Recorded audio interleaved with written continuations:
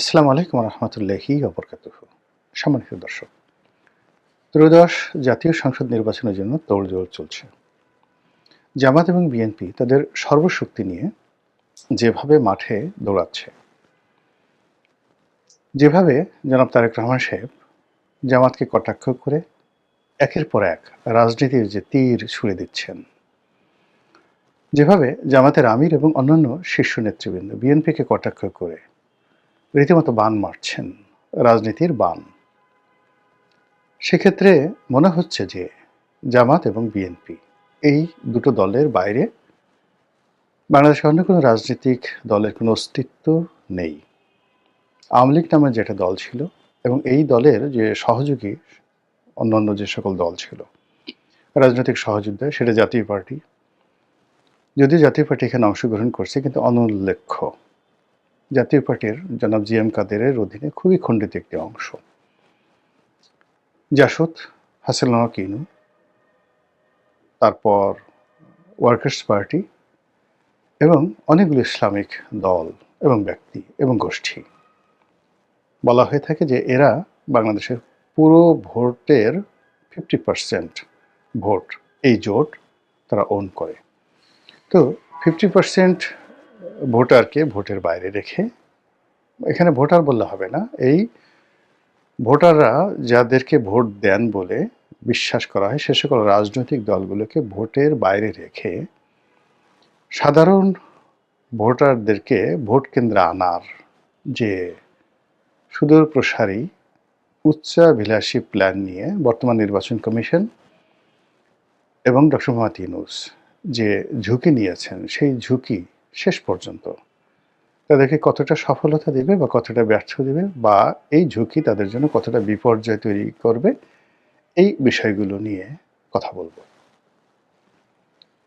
প্রথমত হলো যে ইতিহাসের নির্মম বাস্তবতা হলো একই ইতিহাস ঘুরে ফিরে একইভাবে আসে এবং এখানে বছর, তারপর যেটাকে সাল বলি, তারপর মাস, সময়, এগুলোর একটা যাকে বলা হয় ঐতিহাসিক সন্ধিক্ষণ রয়েছে। যেমন ধরুন 1757 খ্রিস্টাব্দে পলাশীর যুদ্ধ হয়েছিল।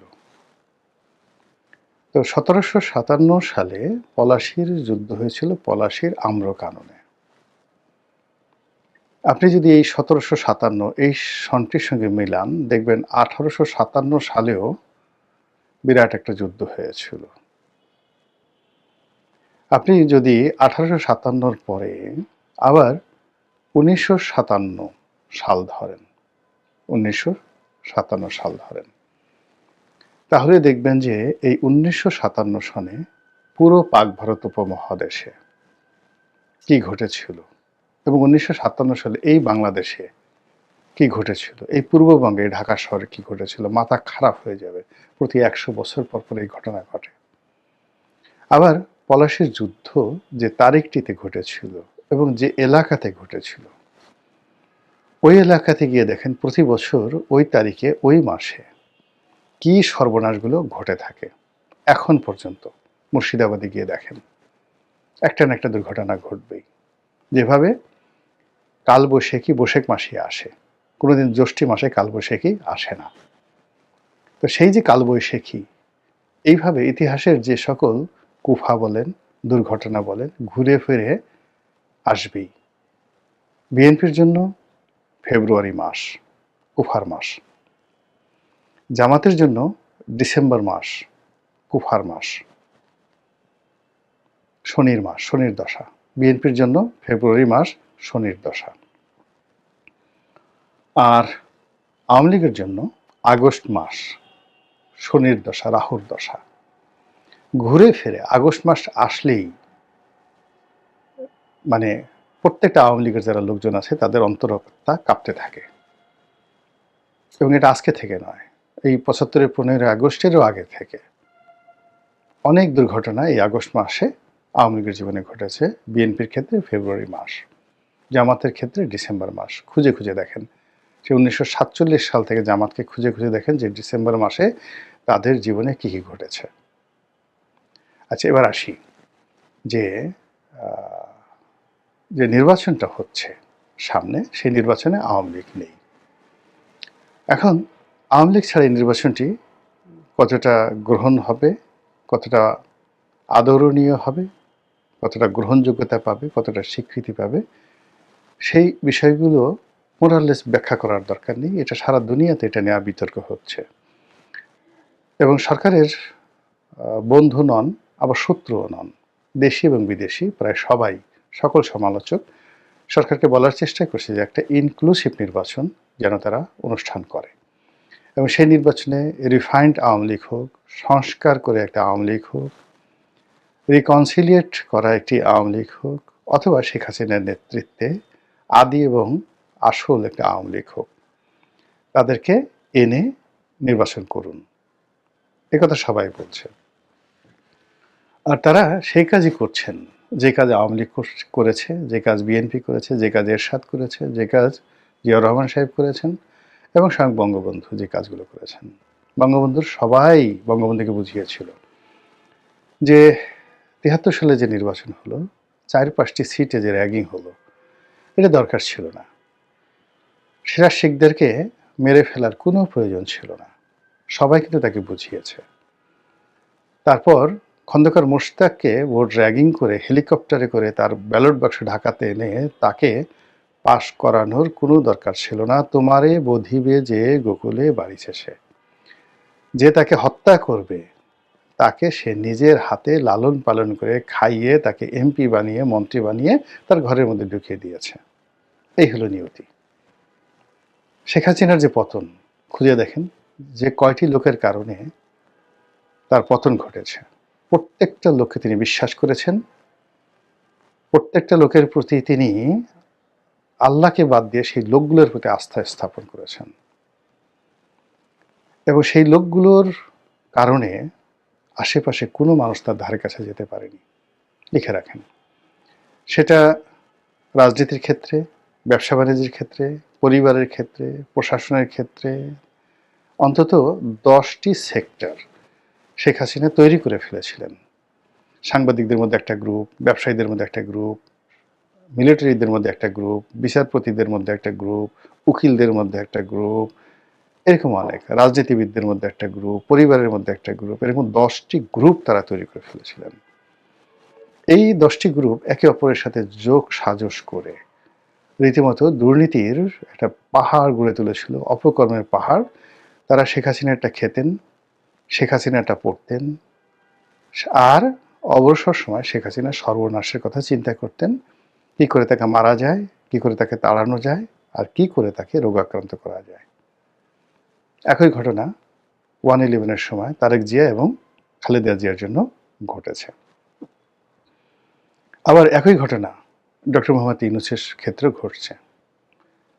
ডক্টর মোহাম্মদ ইউনূস যাদেরকে গত 17 মাসে দুধকলা দিয়ে পুষেছেন, যাদের প্রতি বেশি আস্থা স্থাপন করেছেন এবং মনে করেছেন যে এই লোকগুলো যদি তার পাশে থাকে, আগামীতে তিনি 10 বছর ক্ষমতায় থাকতে পারবেন, 50 বছর ক্ষমতায় থাকতে পারবেন, সেই লোকগুলো অনেকেই মনে করছে যে এই বুড়ো মানুষটি যদি পরাজিত হয়, ফেল করে, তাহলে তারা প্রধান উপদেষ্টা হতে পারবে, রাষ্ট্রপতি হতে পারবে, প্রধানমন্ত্রী হতে পারবে। এটাই হলো ক্ষমতার ট্রাজেডি। এনিওয়ে, যেটা বলছিলাম, তো এখানে আওয়ামী লীগকে নিয়ে যে নির্বাচনগুলো হয়েছে স্বাধীন বাংলাদেশে, সেই নির্বাচনগুলো মোটামুটি টিকেছে। কিন্তু যে নির্বাচনগুলো আওয়ামী লীগকে ছাড়া হয়েছে, আওয়ামী লীগ অংশগ্রহণ করেনি, সেই নির্বাচনগুলো কিন্তু টিকেনি। আওয়ামী লীগ একটা নির্বাচনমুখী দল, তারা যে কোনো বিরূপ পরিস্থিতিতে তারা নির্বাচনে অংশগ্রহণ করেছে। বঙ্গবন্ধুর হত্যাকাণ্ডের পর যখন সংসদ নির্বাচন হলো প্রেসিডেন্ট জিয়ার জমানাতে, তারপর রাষ্ট্রপতি নির্বাচন হলো প্রেসিডেন্ট জিয়ার জমানাতে, এবং প্রেসিডেন্ট জিয়াউর রহমান সাহেবের হত্যাকাণ্ডের পরে সত্তার সাহেবের সাথে যে নির্বাচন আওয়ামী লীগ করলো, সেই আওয়ামী লীগের প্রেসিডেন্সিয়াল নির্বাচন বলেন, সংসদ নির্বাচন বলেন, আওয়ামী লীগের করার কথা না, কিন্তু আওয়ামী লীগ করেছে, সংসদে গেছে, কথা বলেছে। 86 সনে আওয়ামী লীগ নির্বাচনে এসেছে, ফলে ৮৬ থেকে ৮৮ এই ২টি বছর এরশাদ ছিল। সংসদ থেকে চলে গেছে, এরশাদ আবার নতুন নির্বাচন দিয়েছে। এরপর ৮৮ সনে এসে আবার একটি আওয়ামী লীগবিহীন নির্বাচন করার চেষ্টা করেছে। তার ফলে বাংলাদেশে পুরো গণতান্ত্রিক বিধি ব্যবস্থা ধসে পড়েছে এবং এরশাদের রাজনীতির কবর রচনা হয়েছে। সেখানে আসম আব্দুর রব প্রায় ১০০-১৫০ গৃহপালিত বিরোধী দল নিয়ে একটা সার্কাস তৈরি করেছিল এই প্রথম বাংলাদেশে। এবং সেই সার্কাসের ফলে রাজনীতির যে ব্যাড কালচার তৈরি হয়েছে, সেই ব্যাড কালচারের দায় এরশাদকে জীবন দিয়া তাকে পরিশোধ করতে হয়েছে। এই গেল এটা। এরপরে ১৫ই ফেব্রুয়ারি নির্বাচন। ১৫ই ফেব্রুয়ারি নির্বাচনে আওয়ামী লীগ অংশগ্রহণ করেনি, টিকেনি। এরপরে আওয়ামী লীগ যখন সংসদ থেকে পদত্যাগ করলো জামাতকে সঙ্গে নিয়ে তত্ত্বাবধায়ক সরকারের দাবিতে, বিএনপি টিকতে পারেনি, তাকে তত্ত্বাবধায়ক সরকার দিতে হয়েছে। তো এই যে বিষয়গুলো আমাদের রাজনীতিতে, এই কটা উদাহরণ দিলাম যে ১২টি নির্বাচন হয়েছে, সেই ১২টি নির্বাচনে আওয়ামী লীগবিহীন যে নির্বাচন হয়েছে বা আওয়ামী লীগ যেখানে থেকে সরে গিয়েছে সেখানে সরকার টিকতে পারেনি। আবার আওয়ামী লীগ যে কয়েকবার ক্ষমতা ছিল, আওয়ামী লীগকে যারাই বিভিন্ন সময় চ্যালেঞ্জ জানিয়েছে, আওয়ামী লীগকে কিন্তু সেই শক্তি প্রয়োগ করে, ক্ষমতা দেখে, রাজপথে আন্দোলন করে আওয়ামী লীগকে কেউ হটাতে পারেনি। বঙ্গবন্ধুর বিরুদ্ধে বহু চেষ্টা করা হয়েছে, পারেনি, তাকে হত্যা করতে হয়েছে। শেখ হাসিনার বিরুদ্ধে বহু চেষ্টা হয়েছে, এমন একটা পরিস্থিতি করে দেশি বিদেশি চক্র দিয়ে তাকে চলে যেতে হয়েছে, কিন্তু তার সাথে কিন্তু পারা যায়নি। কিন্তু আওয়ামী লীগ কি যেটা করেছে সেটা হলো, যাকে যে অবস্থায় ধরেছে তারা তাদের সিংহাসন, তাদের রাজনীতি, ক্ষমতায় যারা আওয়ামী লীগ ছাড়া থাকার চেষ্টা করেছে তাদের জিনা হারাম করে দিয়েছে, জীবন হারাম করে দিয়েছে। তো কাজেই সেই ক্ষেত্রে আগামীতে যে নির্বাচন হচ্ছে, প্রথম নির্বাচন হলো আওয়ামী লীগ ছাড়া একটি নির্বাচন। এটি অতীতের যে ধারাবাহিকতা ধরেন, সেই ধারাবাহিকতায় এই নির্বাচন হওয়ার কথা না, টিকার কথা না, এবং এই নির্বাচনের সাথে যারা জড়িত তাদের কারোরই শুভ পরিণত হওয়ার কোনো সম্ভাবনা নাই যদি অতীতের ইতিহাসের ধারাবাহিকতা থাকে। ইতিহাস যেভাবে বারবার ঘটে সেইটা আপনি যদি চিন্তা করেন। ২ নম্বর হলো যে আপনি বারবার এই জমানাকে ম্যাটিকুলাস বলছেন, ক্যালকুলেশন করছেন, ক্যালকুলাস বলছেন। এটার সঙ্গে আপনি রাজনীতির বিজ্ঞান, ম্যাকিয়াভেলির থিওরি, এরপর আপনি আধুনিক গণতন্ত্রের বিভিন্ন বুলি আওড়াচ্ছেন, ন্যায়, ন্যায় বিচার, গণতন্ত্র, যে কথাগুলো বলছে সেই কথাগুলোর সঙ্গে আওয়ামী লীগের যে বিপুল জনগোষ্ঠী, সেই বিপুল জনগোষ্ঠীকে নির্বাচনের বাইরে, ভোট কেন্দ্রের বাইরে, গণতন্ত্রের বাইরে রাখার চাইতে আর বড় কোনো ঝুঁকি নাই। এই ঝুঁকি এরকম যে আপনি এটি জঙ্গলের মধ্যে অসংখ্য ছিদ্রযুক্ত এটি ঘরে রাত্রি যাপন করবেন, আর সেই ঘরের চারিদিকে হাজার হাজার বিষধর সাপ সেখানে আছে, এবং সেই সাপগুলো অনায়াসে, গর্তগুলো এত বড় যে সেই গর্ত দিয়ে বা ছিদ্র দিয়ে অনায়াসে সাপগুলো ঢুকে যেতে পারে। তো আপনি শুধু এই আশঙ্কা নয়, আপনি যখন শুতে যাবেন ঠিক সেই সময়টাতে আপনি দেখলেন ছিদ্র দিয়ে চারিদিকে হাজার হাজার সে বিষাক্ত কালনাগিনী ফোঁসফাঁস শব্দ করছে, আর এই অবস্থাতে আপনি যদি নীরবে ঘুমানোর চেষ্টা করেন, লোকজন আপনাকে কি বলবে বলেন? এখন এই বাংলাদেশে আওয়ামী লীগের ১৫ বছরের সন্ত্রাসের অভিজ্ঞতা, ১৫ বছরের অস্ত্র, গোলাবারুদ, ১৫ বছরের অর্থবিষ্ট টাকা, তার সঙ্গে ভারতের একছত্র আধিপত্য, সমর্থন, কূটনীতি, চালাকি, ফজলামো, দুষ্টামি, সব কিছু আওয়ামী লীগের পক্ষে। সেটাকে আপনি বাইরে রেখে আপনি চোখ বুজে ১২ তারিখে চমৎকার একটি নির্বাচন করে সারা পৃথিবীকে চমকিত করার জন্য যে চেষ্টা করছেন। বিজ্ঞান বলে পৃথিবী চমকিত হয়তো হবে, হয়তো হবে না, কিন্তু যারা আয়োজন করছেন আমি নিশ্চিত, যদি বিজ্ঞান ঠিক থাকে, যদি অঙ্ক ঠিক থাকে, যদি কেমিস্ট্রি ফিজিক্স ঠিক থাকে, যদি প্রকৃতির আইন বলবৎ থাকে, যদি মানুষের কমন সেন্স ঠিক থাকে, তাহলে যারা এই নির্বাচনে যাচ্ছেন প্রার্থী হিসেবে, রাজনৈতিক দল হিসেবে যারা এটি আনন্দ উৎসাহের সঙ্গে উদযাপন করছেন, সরকার যারা এই নির্বাচন পরিচালনা করছেন, নির্বাচন কমিশন সহ, তারা সবাই এতটা চমকিত হবেন, এতটা যাকে বলা হয় আশ্চর্য হবেন এবং এতটা স্মৃতি কাতর হয়ে পড়বেন, এতটা আফসোস তারা করবেন। সেই আফসোস দেখার জন্য পৃথিবীর কারা কারা ছুটে আসবে, কারা কারা সান্ত্বনা দিতে আসবে, সেটাই এখন দেখার বিষয়। মহান আল্লাহ আমাদের সবাইকে হেদায়েত দান করুন এবং হেফাজত করুন। আসসালামু আলাইকুম ওয়া রাহমাতুল্লাহি ওয়া বারাকাতুহু।